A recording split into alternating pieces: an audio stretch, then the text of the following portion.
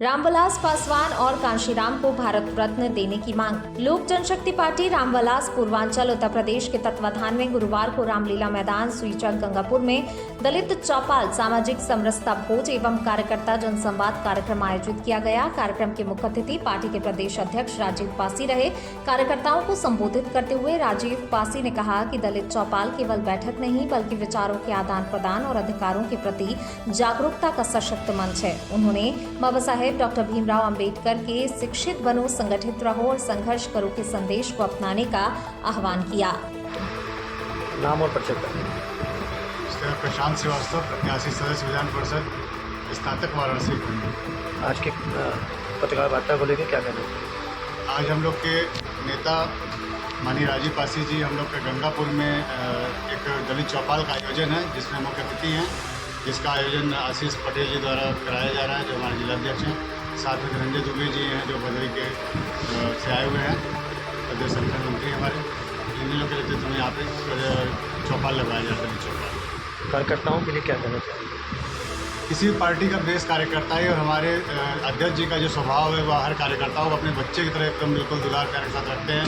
जहाँ वो गलती करता है उसको डांटते भी हैं, लेकिन उनका डांटना पुचकारना और पार्टी जिस तरह वो 6 महीने में बढ़ा दिया यहाँ पे वो किसी बस का नहीं है जिस तरह से मेहनत कर रहे हैं। 2027 का चुनाव है, क्या कहना चाहिए? 2027 के चुनाव में हमारी पार्टी जिस तरह आगे बढ़ रही है कि मतलब ये मान लीजिए कि जो भी मुख्यमंत्री बनेगा बिना लोक जनशक्ति पार्टी रामविलास के गठबंधन बिना नहीं बना पाएगा। मैंने दुबे प्रदेश संगठन महामंत्री लोक जनशक्ति पार्टी रामविलास पूर्वांचल। दुबे जी, आज की पत्रकार वार्ता को लेकर क्या कहना चाहिए? देखिए, प्रेस वार्ता के माध्यम से हम लोग का पूरे प्रदेश में एक संदेश जाना है कि पार्टी पूरे प्रदेश में ऐतिहासिक रूप से जो है तैयार हो गई है और आगामी विधानसभा चुनाव में उत्तर प्रदेश के 403 सीटों पर हमारी संगठन मजबूती से तैयारी कर रही है और हम लोग उत्तर प्रदेश चुनाव में मजबूती से सहभागिता करेंगे। चुनाव के मुद्दे क्या हैं? चुनाव के मुद्दे देखिए, हमारे राष्ट्रीय अध्यक्ष जी का निर्देशन अभी प्राप्त हुआ। चुनाव का मुद्दा हम लोग का युवा और महिला, हम लोग महिला और युवा को साथ लेकर और उनके विकास, उनके उत्थान के लिए कार्यरत है। इसके लिए कर्मबद्ध भी है और लगातार प्रयास किए जा रहे हैं। हमारा चुनाव में एक और उद्देश्य है, सब समाज को साथ लेकर चलना। हम लोग किसी समाज को लेकर, किसी जाति विशेष को लेकर राजनीति नहीं करते, सर्व समाज के उत्थान की बात करते हैं और सर्व समाज को लेकर जाते हैं। जिलाध्यक्ष वाराणसी। आज की पत्रकार वार्ता को लेकर क्या कहेंगे? हमारी लोक जनशक्ति पार्टी जो कि पूरे उत्तर प्रदेश में 403 विधानसभा के चुनाव लड़ने की तैयारी की और जो कि बूथ स्तर से लेकर हम लोग तैयारी में जुटे हैं। आज कार्यकर्ताओं की बैठक गंगापुर में रखी गई है, क्या उद्देश्य है इस बैठक का? कार्यकर्ताओं के लिए जो है कि ये गंगापुर में जो कार्यक्रम रखा गया है दलित चौपाल के माध्यम से पूरे समाज को लेकर आगे बढ़ने के लिए। मैं राजीव पासी, प्रदेश अध्यक्ष लोक जनशक्ति पार्टी रामविलास। आज किस तरह की कॉन्फ्रेंस रखा है? आज हमारे पार्टी का कॉन्फ्रेंस है। अभी 10 तारीख को आपने देखा था हमारी राष्ट्रीय कार्यकारिणी की बैठक दिल्ली में, जिसमें 4-5 प्रस्ताव वहाँ पारित किए। उसी के संबंध में हमारी पार्टी आज प्रेस वार्ता की गई है। उस प्रस्ताव में हमारी लोक जनशक्ति पार्टी रामविलास मांग करती है कि हम सबके दलित सेना और लोक जनशक्ति पार्टी के संस्थापक श्रद्धेय स्वर्गीय रामविलास पासवान साहब जी को भारत रत्न प्राप्त किया जाए, मिले, और मानवर कांशीराम जी को भी भारत रत्न मिले। और जिस तरह आपने देखा था कि अभी कासमंडी में महाराजा कंस पासी के किले को जिस तरह कुछ अन्य समाज के लोगों ने उस किले को कब्जा किया, उसी दिन हमने निश्चय किया था कि पूरे उत्तर प्रदेश में दलित चौपाल करके अपने समाज को एक नई दिशा और ऊर्जा देने का काम करेंगे। तो इसलिए हमारी पार्टी दलित चौपाल के माध्यम से पूरे उत्तर प्रदेश में दलित चौपाल सामाजिक समरसता भोज और नशा मुक्ति अभियान कर रहे हैं, जिसका कार्यक्रम अभी 2 बजे वाराणसी जनपद में है। इसके साथ अन्य जनपद में भी हमारा कार्यक्रम चल रहा है। इसके पहले भी चौपाल का कार्यक्रम आपका चल जी, चुका है? हमारा इसके पहले भी अभी बनारस में चौपाल हुआ था। अभी प्रशांत जी के नेतृत्व में हमारा प्रबुद्ध सम्मेलन भी हुआ था अभी बनारस में, वाराणसी जनपद में, और चड़क चौपाल भी हमारा चल रहा है। विधानसभा चुनाव लड़ रहे हैं क्या? हमारी पार्टी उत्तर प्रदेश के 403 विधानसभा में मजबूती से उत्तर प्रदेश में चुनाव लड़ने जा रही है। आने वाले उत्तर प्रदेश में 2027 में लोक जनशक्ति पार्टी रामविलास का मुख्यमंत्री होगा और लोक जनशक्ति पार्टी रामविलास के पास चाबी है। वाराणसी में कितने सीटों पे आपके प्रत्याशी चुनाव लड़ेंगे? हमने बता दिया भैया, पूरे उत्तर प्रदेश में हमारी पार्टी 403 पे लड़ने जा रही है। मजबूती से उत्तर प्रदेश में 403 पे लड़ेंगे। वाराणसी जनपद की जितनी भी सभी सीट पे हमारी पार्टी मजबूती से चुनाव लड़ेगी।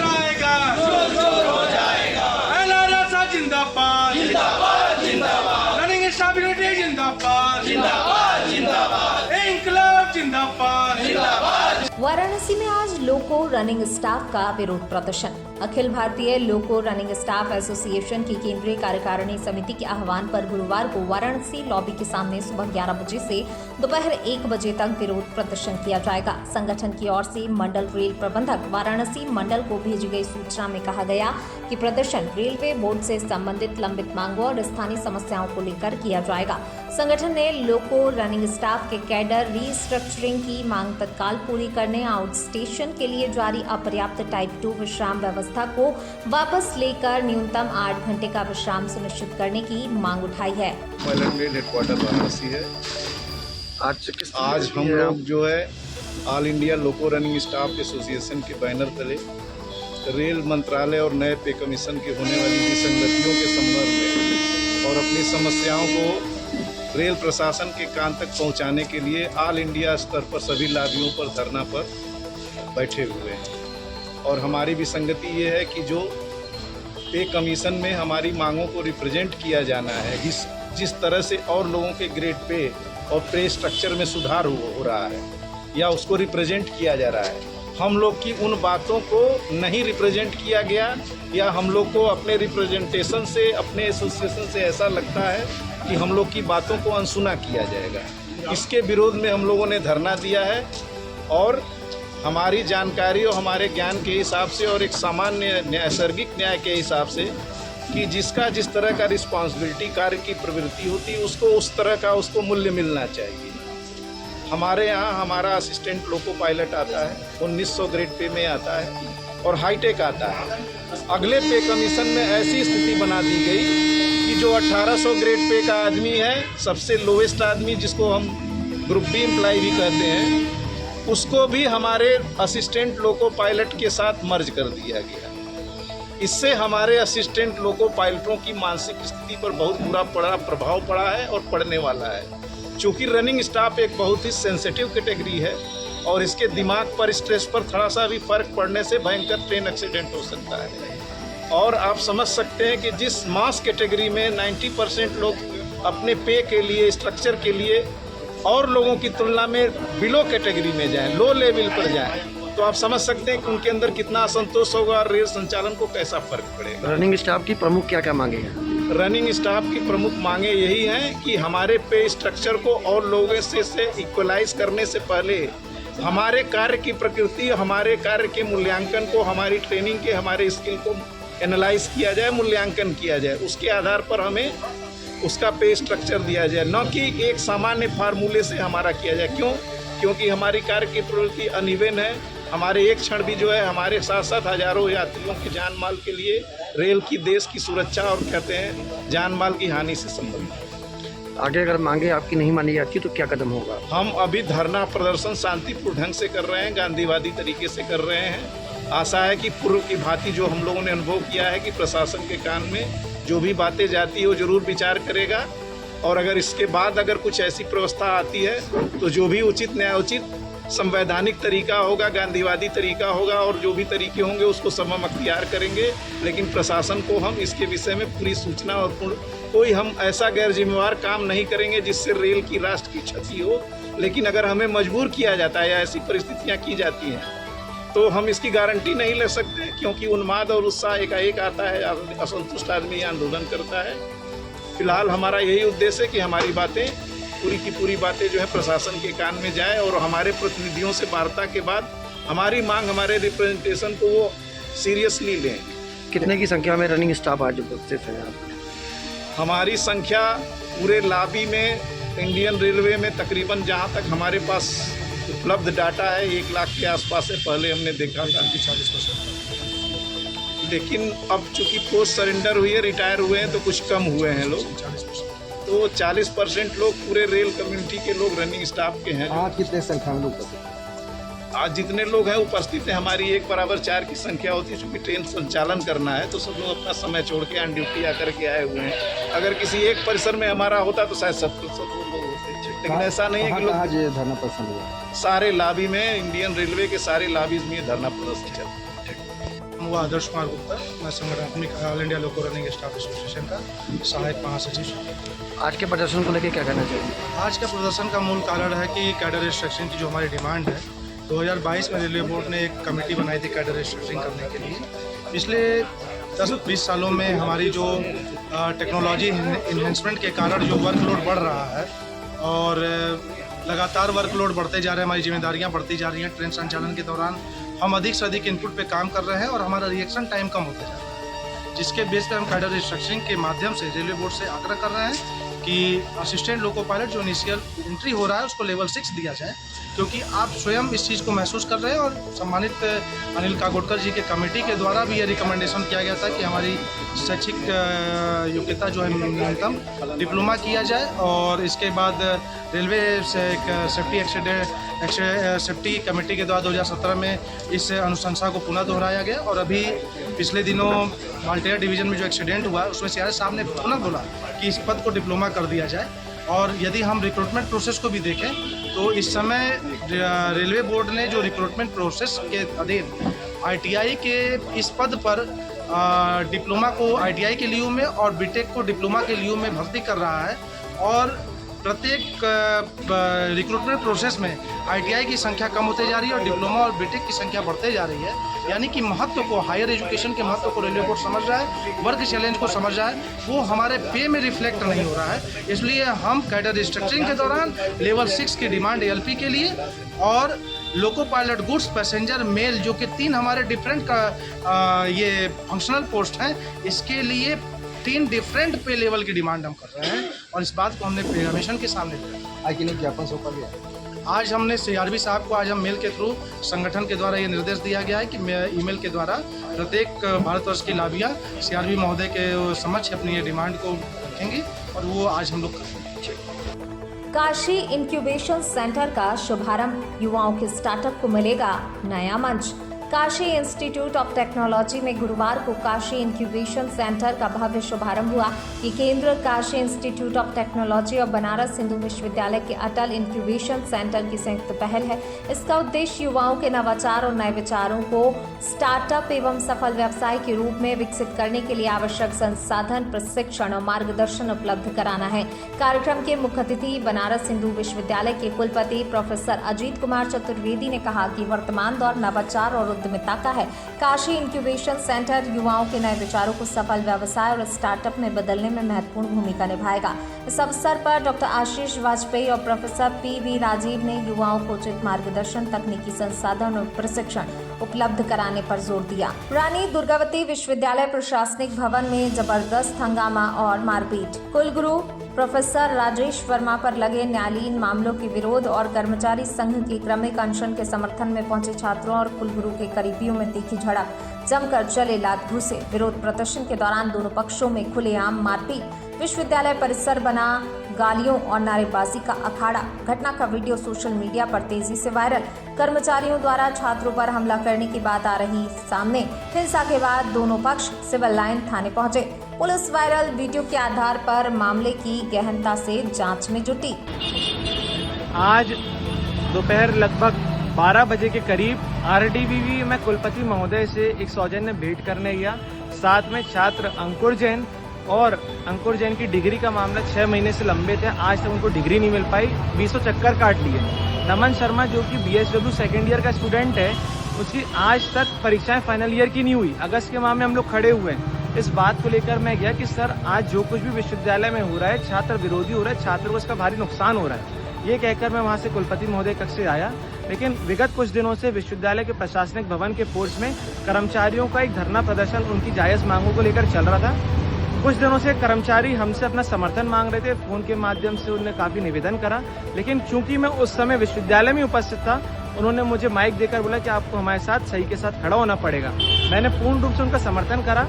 कुछ देर बाद कुलपति महोदय स्वयं अपने 3-4 कर्मचारियों के साथ आए। उन्होंने कर्मचारियों को इशारा करा कि ये क्या कह रहा है, इसको समझो। तो वो कर्मचारी आए, उन्होंने मेरे साथ गाली गलौज करी, उन्होंने मेरे लोग को लात से मारा, जो कि वीडियो में साफ साफ दिख रहा है। मैं ये कहना चाहता हूँ कि विश्वविद्यालय में छात्रों की मांग पूरी नहीं होगी, छात्र निवेदन ही निवेदन करते रहेंगे और अपने भविष्य को खराब करते रहेंगे। और जिसके लिए जिम्मेदार सिर्फ कुलपति है, तो कुलपति महोदय आपसे हाथ जोड़ के विनम्र निवेदन है, हमारे विश्वविद्यालय को खराब नहीं होने दें। जबलपुर पुलिस की बड़ी कार्रवाई, 17 लाख रुपए की अवैध अंग्रेजी शराब बरामद। क्राइम ब्रांच और तिलवारा थाना पुलिस की संयुक्त टीम ने नशा विरोधी अभियान के तहत बड़ी सफलता हासिल की। मुखबिर की सूचना पर पुलिस ने जोधपुर पड़ाव के पास पिकअप वाहन को घेराबंदी कर पकड़ा। वाहन की तलाशी लेने पर पुलिस को उसके अंदर कार्टन में भरी हुई भारी मात्रा में अवैध अंग्रेजी शराब मिली। पकड़ी गई शराब के विभिन्न ब्रांडों की कुल 192 पेटियां, जिनकी अनुमानित कीमत 17 लाख रुपए बताई जा रही है। पुलिस ने मौके से 2 आरोपियों घनश्याम झारिया, जवेरा दमोह और राहुल यादव लाल माटी जबलपुर को गिरफ्तार किया। पुलिस थाना प्रभारी ब्रजेश मिश्रा ने बताया कि आरोपी इसे किसी स्थान पर सुरक्षित रखने की फिराक में थे। फिलहाल दोनों आरोपियों से पूछताछ की जा रही है और गिरोह के अन्य सदस्यों तक पहुंचने के प्रयास जारी हैं। शराब बरामद में बड़ी सफलता मिली, किस तरह की कार्रवाई है? शराब और लगभग कितनी की दिनांक 12 और 13 की दरमियानी रात यानी बीती रात्रि में क्राइम ब्रांच जबलपुर को सूचना मिली थी अवैध शराब के परिवहन की। तो वरिष्ठ अधिकारियों के संबंध में श्रीमान पुलिस अधीक्षक महोदय को अवगत कराया गया एवं क्राइम ब्रांच से अतिरिक्त पुलिस अधीक्षक महोदय एवं जोन 2 अतिरिक्त पुलिस अधीक्षक और CSP महोदय के मार्गदर्शन में थाना तिलवारा एवं क्राइम ब्रांच की संयुक्त टीम गठित की गई।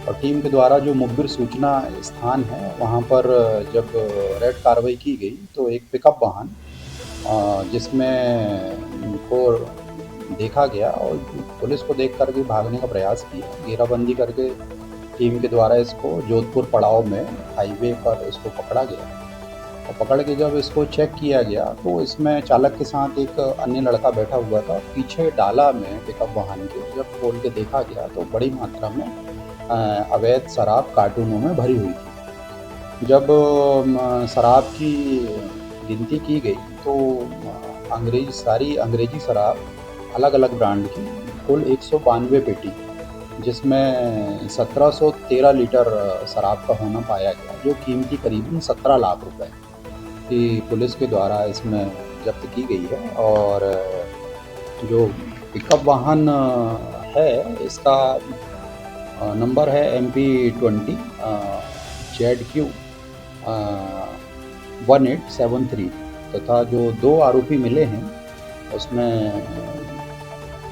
घनश्याम झारिया है जो जबेरा दमोह का रहने वाला है, जो वाहन चालक है। इसके साथ में बैठा हुआ आरोपी राहुल यादव है जो लाल माटी चांदमारी तलैया घमापुर का रहने वाला है। पुलिस मुख्यालय द्वारा जो नशा विरोधी अभियान चलाया जा रहा था उसी के परिप्रेक्ष्य में श्रीमान पुलिस अधीक्षक महोदय के द्वारा अतिरिक्त पुलिस अधीक्षक महोदय क्राइम जितेंद्र सिंह और जोन 2 मैडम पल्लवी मैडम, अतिरिक्त पुलिस अधीक्षक महोदयों के द्वारा तथा CSP आशीष जैन सर के मार्गदर्शन में ये संपूर्ण कार्रवाई की गई। सर, ये शराब कहाँ से आ रही थी और कहाँ ले जाया जा रहा था और किसकी थी? जैसा कि बड़ी मात्रा में से ये शराब की खेप है जो प्रारंभिक रूप से जो 2 आरोपी पकड़े गए हैं, जो प्रथम दृष्टया प्रतीत होते हैं कि ये कैरियर के रूप में काम कर रहे थे। इनके मुखिया के संबंध में जब इनसे जानकारी ली गई है तो प्रथम दृष्टया इनके द्वारा गुमराह करने का प्रयास किया जा रहा है, जो कुछ इस तरह से चर्चा करते हैं कि किसी कंटेनर से इन्होंने लिया था और इन्हें एक निश्चित स्थान में चूल्हा गुलाई के पास में ले जाकर के छोड़ना था, जो संभवतः गलत एवं भ्रामक जानकारी प्रतीत होती है। इसमें स्पष्ट जानकारी के लिए इनका पुलिस रिमांड लिया जा रहा है ताकि इनसे विस्तृत रूप से जानकारी ले करके और जो बड़ा सिंडिकेट है और बड़े व्यापारी हैं जो इस तरह का आपराधिक घटनाक्रम कर रहे हैं इन तक पहुंचा जा सके। शराब देसी है या विदेशी?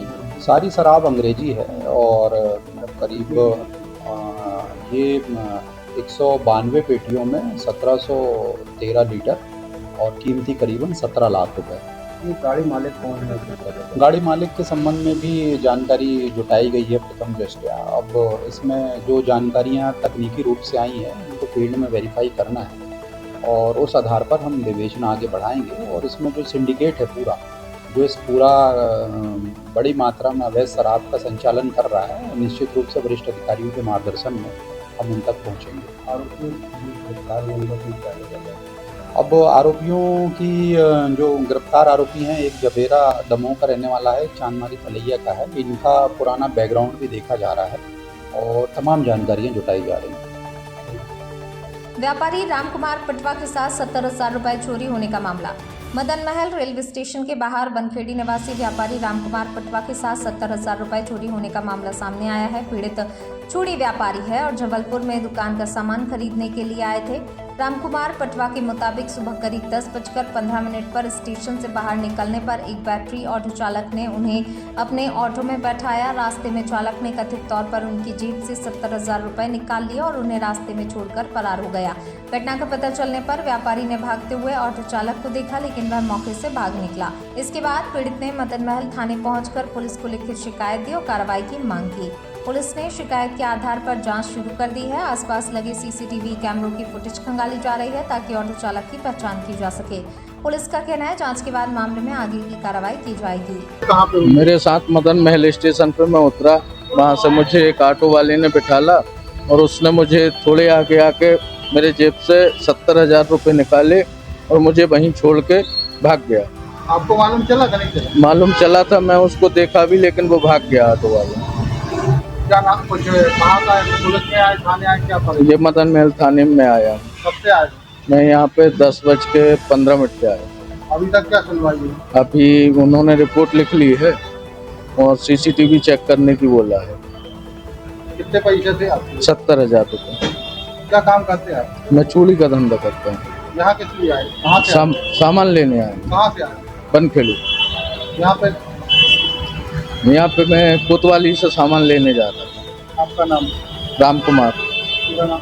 रामकुमार पटवा, बनखेड़ी। आवेदन दिया है। एक वनखेड़ी नर्मदापुरम जिले का एक आवेदक रामकुमार पटवा, ये वनखेड़ी से मदन महल के लिए मोमो ट्रेन में बैठकर आया था और इसका कहना है कि एक बैटरी वाली जो ऑटो है उसमें एक ऑटो चालक ने उसे आगे बिठाया और उसके 70,000 रुपये उसके जेब से निकल गए। वो ऑटो चालक वाला चला भी गया है। ऐसा आवेदन पत्र थाना प्रभारी मदन महल को दिया है। इसकी जांच की जा रही है, सीसीटीवी फुटेज देखे जा रहे हैं और जल्द ही इस प्रकरण का निराकरण किया जाएगा। क्राइम ब्रांच एवं बरगी पुलिस की संयुक्त कार्रवाई। मादक पदार्थ गांजा के कारोबार में लिप्त युवक युवती पुलिस गिरफ्त में 11 किलो 184 ग्राम गांजा कीमत लगभग 5,59,200 रुपए का जब्त।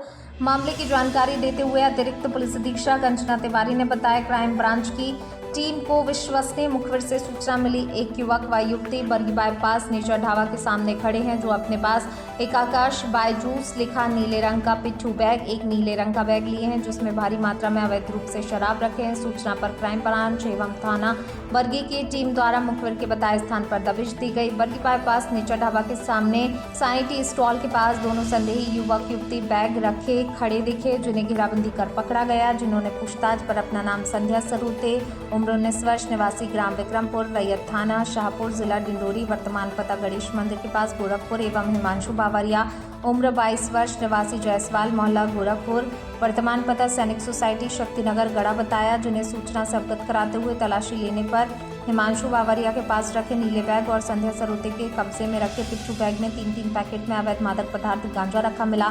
एनडीपीएस एक्ट के प्रावधानों के तहत कार्रवाई करते हुए तोल करने पर 11 किलो 184 ग्राम गांजा कीमत लगभग 5,59,200 रुपए का होना पाया। आरोपियों के कब्जे से गांजा रखने में प्रयुक्त बैग में रखे 2 कंबल, एक मोबाइल जब्त किया। आरोपियों के विरुद्ध धारा 8/20 एनडीपीएस एक्ट के तहत कार्रवाई करते हुए उक्त गांजा कहां से एवं किससे प्राप्त किया के संबंध में पूछताछ की जा रही है। मामला जानकारी में आया, गांजे के साथ कुछ आरोपी गिरफ्तार हुए। क्या है ये पूरा मामला और किस थाना अंतर्गत? ये थाना बरगी अंतर्गत कल एक सूचना प्राप्त हुई थी पुलिस को कि बालाघाट तरफ से एक बस आ रही जिसमें कि युवा आयु के 20-22 वर्ष की उम्र के कुछ लड़के और लड़कियां हैं जिनके पास नशीला पदार्थ या मादक पदार्थ होने की संभावना है।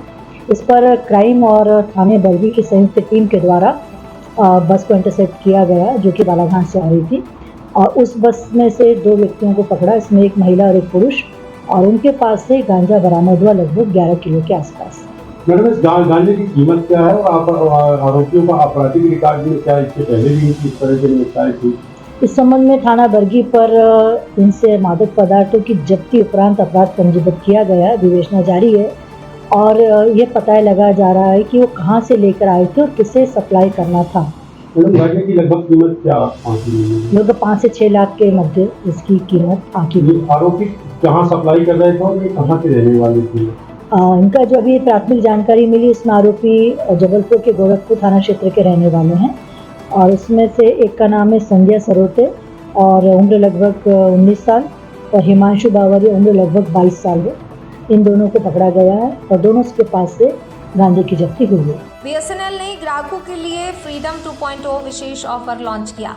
BSNL ने अपने ग्राहकों के लिए फ्रीडम 2.0 विशेष ऑफर लॉन्च किया है जो 12 अगस्त से 12 सितंबर तक उपलब्ध रहेगा। वरिष्ठ महाप्रबंधक जबलपुर प्रशांत कुमार ढोरे ने बताया कि योजना के तहत नए मोबाइल ग्राहकों को महज ₹1 में 24 दिनों तक रोजाना 1 GB डेटा, अनलिमिटेड कॉलिंग और 100 SMS की सुविधा दी जा रही है। वहीं 2399 के वार्षिक मोबाइल प्लान की वैधता 365 से बढ़ाकर 412 दिन कर दी गई है, जिसमें रोजाना 2 GB डेटा, 100 SMS और अनलिमिटेड कॉलिंग मिलेगी।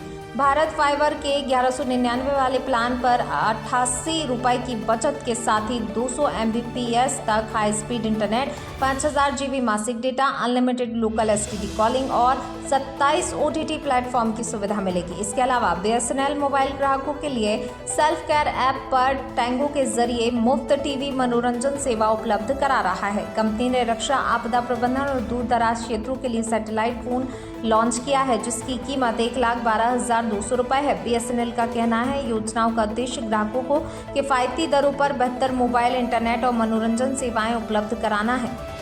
जो आज क्या पे BSNL ने विशेष रूप से सब्सक्राइबर के लिए जारी किए हैं। वैसे तो अन्य भी बहुत सारे प्लान हैं, लेकिन 15 अगस्त को ध्यान में रख के पहले तो ₹1 में 1 GB डेटा प्रतिदिन और असीमित कॉल्स और 100 SMS प्रतिदिन की सुविधा है 24 दिन तक। पहला ये प्लान है।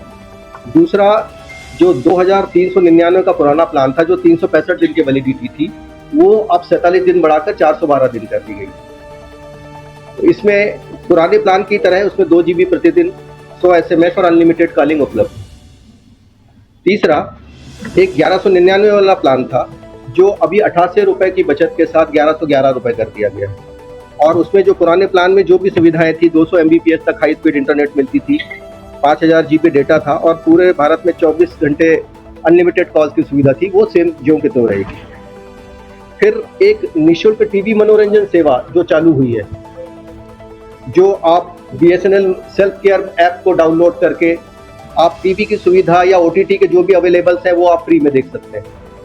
फिर एक सैटेलाइट फोन लॉन्च किया गया है जो कि इसकी अभी फिलहाल कीमत ₹1,12,200 के करीब है, जो फिलहाल वक्त के साथ धीरे धीरे इसकी कीमतें कम होंगी और वो सामान्यतः उन जगहों के लिए उपयोगी होगा जब फ्लड आ जाए या भूकंप आ जाए या इमरजेंसी सर्विसेज के लिए, या उन जगहों पे जहाँ पे डिफिकल्ट टेरेन है या बॉर्डर एरियाज है, वहाँ के लिए वो उपयोगी होगा। सर शुभ नाम आपका? मेरा प्रशांत कुमार ढोरे, TGMBA महाप्रबंधक जबलपुर। यस। बरेला के टोल नाके के पास भीषण सड़क हादसा। तेज रफ्तार आयसर ने कार और बाइक को मारी सीधी टक्कर। भीषण टक्कर में बाइक सवार 2 युवक की दर्दनाक मौत। आयसर चालक ने बाइक सवारों को 200 मीटर तक वाहन में फंसाकर घसीटा। कार सवार हुआ गंभीर रूप से घायल। भीषण हादसे को देख लोगों की रूह कांपी। सूचना पर पहुंची पुलिस घायल को पहुंचाया अस्पताल। मर्ग कायम कर पुलिस ने आरोपी चालक के विरुद्ध दर्ज किया मामला। चालक की तलाश जारी। आज करीब 3:30 बजे के आसपास की घटना है। मंडला बरेला हाईवे पे जो है टोल के पास में एक आइसर वाले ने जो है मोटरसाइकिल में सवार दो व्यक्ति सवार थे और एक वैगनार कार में एक व्यक्ति सवार था।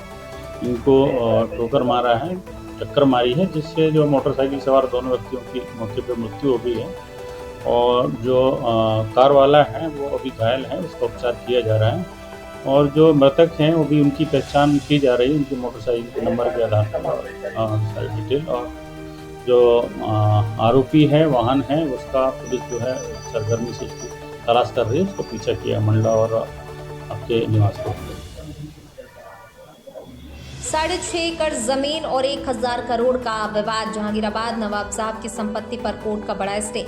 जहांगीराबाद स्थित 3 पत्ती क्षेत्र में नवाब साहब की 6.5 एकड़ बहुमूल्य संपत्ति को लेकर चल रहे विवाद में जिला न्यायालय ने पक्षकारों के पक्ष में महत्वपूर्ण राहत दी। पक्षकार विनय दुबे और उनके वकील आशीष मिश्रा ने बताया लगभग 1000 करोड़ रुपए की अनुमानित संपत्ति को लेकर शाहबानो खानम और उनकी बेटी शहनाज नीलोफर द्वारा केवी डेवलपर्स से एक 6D अनुबंध किया गया था। अनुबंध की शर्तों का पालन नहीं किए जाने के कारण न्यायालय की शरण लेनी पड़ी, जहां सुनवाई के बाद कोर्ट ने इस संपत्ति पर पूरी तरह स्टे लगा दिया। कानूनी आदेश के बाद अब इस बहुमूल्य जमीन की खरीद बिक्री नहीं की जा सकेगी। वकीलों और पक्षकारों के अनुसार पूरे संपत्ति विवाद में परिवार के सदस्यों सहित अन्य लोग शामिल हैं, जिन पर अनुबंध का उल्लंघन करने और परेशान करने के आरोप हैं। हालांकि न्यायालय द्वारा 12 अगस्त 2026 को दिए गए आदेश से फिलहाल राहत मिली है, जिसमें विनय दुबे ने कहा कि सत्य परेशान हो सकता है लेकिन पराजित नहीं हो सकता। ये जहांगीराबाद 3 पत्ती स्थित नवाब साहब की संपत्ति है, जिसमें केवी डेवलपर का अनुबंध शाह बानो खानम व शाह नवाज निलोफर के द्वारा किया गया था। ये 6D अनुबंध का पालन नहीं कर रहे थे, जिसके कारण हमें माननीय न्यायालय में शरण लेनी पड़ी। न्यायालय से हमको स्टे मिला है इसमें। विनय दुबे मेरा नाम। ये जो मामला है एक बहुत ही महत्वपूर्ण संपत्ति विवाद है। अब ये जो संपत्ति है ये 3 पत्ती जो स्थित है वहाँ से लेकर यातायात थाने तक की फैली हुई है, जो कि लगभग 6.5 एकड़ में फैली हुई है। संपत्ति का विवाद ये था कि मेरे पक्षकार विनय दुबे द्वारा एक एग्रीमेंट किया गया था उस संपत्ति के मालिक से, 6D एग्रीमेंट किया गया था। उस एग्रीमेंट के बेसिस पे विनय दुबे जी ने लगभग 1 करोड़ 20 लाख रुपए पार्टी को दिया था, परंतु बाद में उन्होंने शर्तों का पालन नहीं किया। अब शर्तों का पालन नहीं किया तो इनको न्यायालय की शरण लेनी पड़ी विनय दुबे जी को, जिसमें न्यायालय ने स्टे कर दिया है। अब उस संपत्ति कोई भी खरीदी बेची नहीं हो सकती उसमें, इस बात का स्टे न्यायालय ने दिया है। अभी क्या कीमत होगी इस जमीन की? कम से कम 1000 करोड़ जी। वो 6.5 एकड़ संपत्ति है लगभग, और वो भी जी। इसमें कौन लोग परेशान कर रहे थे? अब इसमें परिवार के लोग भी शामिल हैं और अन्य लोग भी शामिल हैं। गिरीश पांडे जी भी हैं, बहुत लोग। मतलब न्यायालय ने राहत दी? न्यायालय ने राहत दे दी। 12/8/2026 को आदेश हुआ है। नाम आपका? तो आशीष मिश्रा। रांझी थाना क्षेत्र में खुले में शराबखोरी और गुंडागर्दी के खिलाफ बड़ी कार्रवाई। रांझी थाना क्षेत्र में खुले में शराब पीने वाले, गुंडागर्दी करने वाले असामाजिक तत्वों के खिलाफ पुलिस ने बड़ी कार्रवाई की। पुलिस अधीक्षक संपत उपाध्याय के निर्देश पर थाना प्रभारी उमेश गुलानी और उनकी टीम ने विशेष अभियान चलाकर विभिन्न संवेदनशील इलाकों में सघन गश्त की। पुलिस टीम ने सरस्वती शिशु मंदिर, शराब दुकानों के आसपास, मरघटाई, गांधी चौक और मोहनिया कला सहित कई क्षेत्रों में मोटरसाइकिल से गश्त की। पुलिस का उद्देश्य सार्वजनिक स्थानों पर शराबखोरी, हंगामा, आपराधिक गतिविधियों पर रोक लगाना है। पुलिस ने चेतावनी दी है, खुले में शराब पीने, हंगामा करने, गुंडागर्दी करने वालों के खिलाफ सख्त कार्रवाई की जाएगी। पुलिस का अभियान लगातार जारी रहेगा। असामाजिक तत्वों पर नजर रखी जाएगी। देखिए, पुलिस अधीक्षक महोदय का जैसे कि सख्त निर्देश है कि जो खुले में शराबखोरी और जो असामाजिक तत्व बैठ के हुल्लड़बाजी करते हैं, इस तरीके की चीज़ें ना हो, इसके तहत जो लगातार अभियान चल रहे हैं।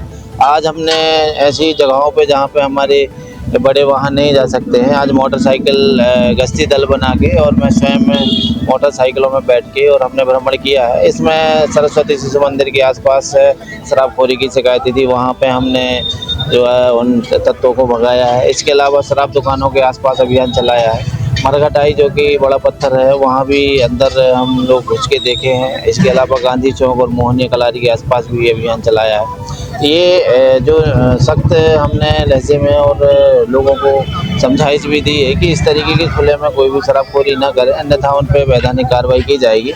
ये जो है समय समय पर अभियान और दंडात्मक कार्रवाई ये सभी हमारी चलते रहती हैं और ये अभियान जारी रहेगा। तहसील कार्यालय से निकली तिरंगा यात्रा। विधायक महेंद्र सिंह चौहान ने किया तिरंगा यात्रा का शुभारंभ। राष्ट्रगीत वंदे मातरम के 150 वर्ष पूरे होने के उपलक्ष्य में हर घर तिरंगा अभियान 2026 के तहत गुरुवार को बहसदेही में तिरंगा यात्रा निकाली गई। क्षेत्रीय विधायक महेंद्र सिंह चौहान ने तहसील कार्यालय परिसर से तिरंगा यात्रा का शुभारंभ किया। तिरंगा यात्रा में बहसदेही क्षेत्र के विभिन्न स्कूलों की बड़ी संख्या में छात्र छात्राओं ने सहभागिता की। बच्चों के हाथों में तिरंगा और देशभक्ति के नारों से नगर का माहौल राष्ट्र प्रेम से सराबोर नजर आया। यात्रा में बहसदेही अनुविभागीय अधिकारी, ब्लॉक शिक्षा अधिकारी और पुलिस बल के साथ अनुविभागीय पुलिस अधिकारी, एसडीओपी बहसदेही शामिल रहे। यात्रा में जनप्रतिनिधियों, प्रशासनिक अधिकारियों, कर्मचारियों, शिक्षकों, विद्यार्थियों, सामाजिक संगठनों, नगरवासियों ने सहभागिता की। तिरंगा यात्रा के माध्यम से नागरिकों में राष्ट्र प्रेम, राष्ट्रीय एकता और राष्ट्रीय ध्वज के प्रति सम्मान की भावना मजबूत करने का संदेश दिया। भारत सरकार के निर्देश अनुसार राष्ट्रगीत वंदे मातरम की 150वीं वर्षगांठ का आयोजन वर्ष भर विभिन्न चरणों में किया जा रहा है। मध्य प्रदेश में 7 से 15 अगस्त तक हर घर तिरंगा अभियान के साथ तीसरे चरण के कार्यक्रम आयोजित किए जा रहे हैं। तहसील कार्यालय से प्रारंभ हुई तिरंगा यात्रा नगर के प्रमुख मार्गों से होते हुए जनपद पंचायत भैंसदेही परिसर पहुंचकर संपन्न हुई। 15 अगस्त के उपलक्ष्य में हरदा शहर में निकली भव्य तिरंगा रैली। स्वतंत्रता दिवस के अवसर पर देशभक्ति और राष्ट्रीय एकता की भावना को जन जन तक पहुंचाने के उद्देश्य से जिला प्रशासन हरदा द्वारा शहर में तिरंगा यात्रा निकाली गई।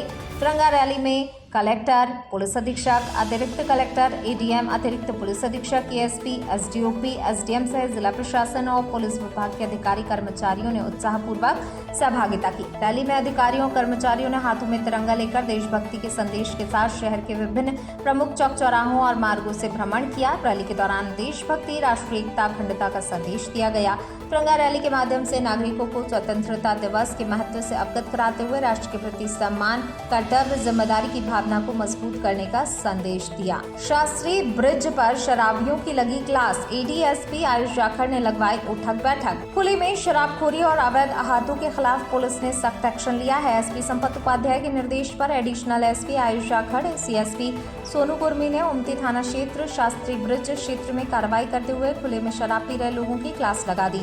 पुलिस की कार्रवाई से मौके पर हड़कंप मच गया और शराबियों को उठक बैठक लगाकर सबक सिखाया गया। शास्त्री ब्रिज क्षेत्र में पुलिस ने अवैध अहातों को लेकर सख्ती दिखाई।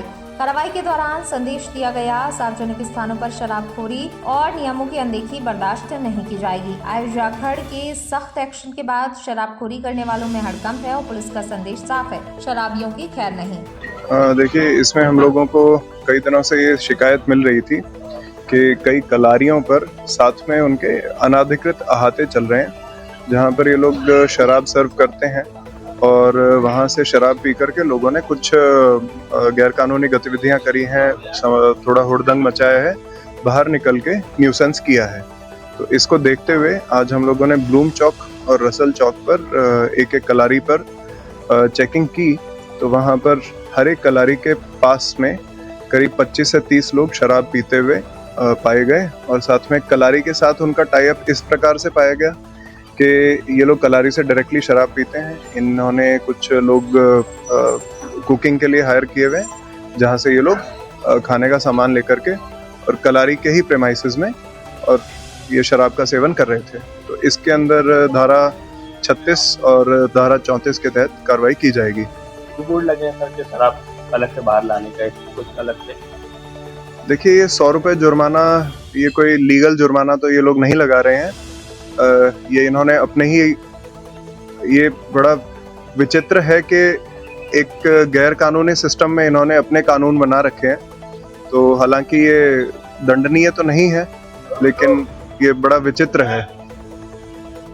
तिरंगे की शान में एकजुट हुआ नगर, निकली भव्य तिरंगा यात्रा। हर घर तिरंगा अभियान के अंतर्गत आज टिमरनी में भव्य तिरंगा यात्रा का आयोजन किया गया। यात्रा में एसडीएम शैलेंद्र बनोड़िया, एसडीओपी आकांक्षा तलैया सहित पुलिस विभाग, खेल एवं युवा कल्याण विभाग, शिक्षा विभाग, उच्च शिक्षा विभाग, नगर पालिका के अधिकारी, कर्मचारी, जनप्रतिनिधि, बड़ी संख्या में छात्र छात्राओं ने सहभागिता की। तिरंगा यात्रा के दौरान देशभक्ति के नारों से नगर का वातावरण राष्ट्रभक्ति से ओतप्रोत हो गया। जनप्रतिनिधियों और नगर पालिका का भी आयोजन में महत्वपूर्ण सहयोग रहा।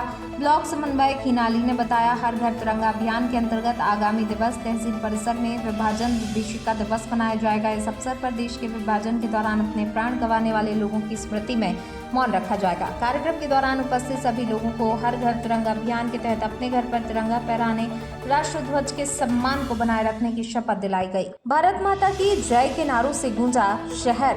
स्वतंत्रता दिवस के उपलक्ष्य में गुरुवार को टीकमगढ़ में भव्य तिरंगा यात्रा निकाली गई। देशभक्ति के रंग में सराबोर शहर में हाथों में तिरंगा लिए विद्यार्थियों और युवाओं ने भारत माता की जय के नारे लगाए। तिरंगा यात्रा नजरबाग मैदान से शुरू हुई। यात्रा से पूर्व मुख्य अतिथियों ने भारत माता के चित्र पर पुष्पांजलि अर्पित की। इसके बाद देशभक्ति गीतों की धुन और नारों के बीच यात्रा आगे बढ़ी। यात्रा में बड़ी संख्या में विद्यार्थी, जनप्रतिनिधि, अधिकारी शामिल हुए।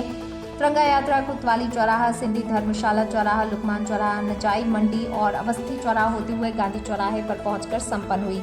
यात्रा के समापन पर भारत माता की आरती की गई। इसके बाद राष्ट्रगान हुआ और पूर्व सैनिकों का सम्मान किया गया। मुख्य अतिथि जतारा विधायक हरिशंकर खटीक ने कहा, तिरंगा यात्रा का उद्देश्य लोगों में राष्ट्र और तिरंगे के प्रति सम्मान समर्पण की भावना बढ़ाना है। भाजपा जिला अध्यक्ष सरोज राजपूत ने कहा कि तिरंगा देश की आन बान शान है और उसका सम्मान करना नागरिक का कर्तव्य है। तिरंगे के नीचे सभी नागरिक का समान है और बिना भेदभाव के स्वतंत्रता का उत्सव मनाते हैं। भारत माता की जय के नारों से गूंजा शहर। स्वतंत्रता दिवस के उपलक्ष्य में गुरुवार को टीकमगढ़ में भव्य तिरंगा यात्रा निकाली गई। देशभक्ति के रंग में सराबोर शहर में हाथों में तिरंगा लिए विद्यार्थियों और युवाओं ने भारत माता की जय के नारे लगाए। तिरंगा यात्रा नजरबाग मैदान से शुरू हुई। यात्रा से पूर्व मुख्य अतिथियों ने भारत माता के चित्र पर पुष्पांजलि अर्पित की। इसके बाद देशभक्ति गीतों की धुन और नारों के बीच यात्रा आगे बढ़ी। यात्रा में बड़ी संख्या में विद्यार्थी, जनप्रतिनिधि, अधिकारी शामिल हुए। तिरंगा यात्रा कोतवाली चौराहा, सिंधी धर्मशाला चौराहा, लुकमान चौराहा, नजाई मंडी और अवस्थी चौराहा होते हुए गांधी चौराहे पर पहुंचकर संपन्न हुई। यात्रा के समापन पर भारत माता की आरती की गई। इसके बाद राष्ट्रगान हुआ और पूर्व सैनिकों का सम्मान किया गया।